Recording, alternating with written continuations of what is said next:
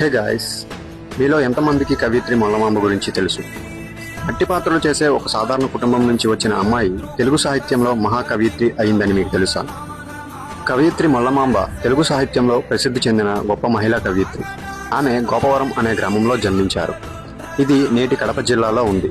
మొల్లమాంబ తండ్రి కేశవశెట్టి. ఆయన శివభక్తుడు. చిన్నప్పటి నుంచే మొల్లమాంబకు భక్తి సాహిత్యం మీద ఆసక్తి ఎక్కువగా ఉండేది. ఆమె పెద్దగా పాఠశాల విద్య చదవకపోయినా స్వయంగా నేర్చుకుని కవిత్వం రాయడం ప్రారంభించింది.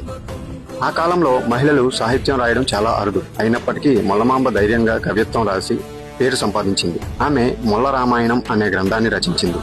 ఇది రామాయణ కథను చాలా సులభమైన తెలుగులో చెప్పిన రచన. ఆమె ఉద్దేశం ఏమిటంటే పెద్ద పండితులు మాత్రమే కాదు, సాధారణ ప్రజలు కూడా రామాయణం కథను అర్థం చేసుకోవాలని. అందుకే ఆమె చాలా సరళమైన భాషలో రాసింది. ఆమె రచనలు కృష్ణదేవరాయ కాలంలో కూడా ప్రసిద్ధి పొందాయి. ఆమెను తెలుగు సాహిత్యంలో గొప్ప మహిళా కవిత్రగా గౌరవిస్తారు. మొల్లమాంబ జీవితం మనకు ఒక మంచి సందేశం ఇస్తుంది. విద్య ఎక్కువగా లేకపోయినా పట్టుదల మరియు భక్తి ఉంటే గొప్ప విజయాలు సాధించవచ్చు. మట్టి కుటుంబం నుండి వచ్చిన మొల్లమాంబ ప్రపంచానికి ఒక గొప్ప సందేశం ఇచ్చింది. పుట్టుక కాదు, ప్రతిభే మనల్ని గొప్పవారిని చేస్తుందని.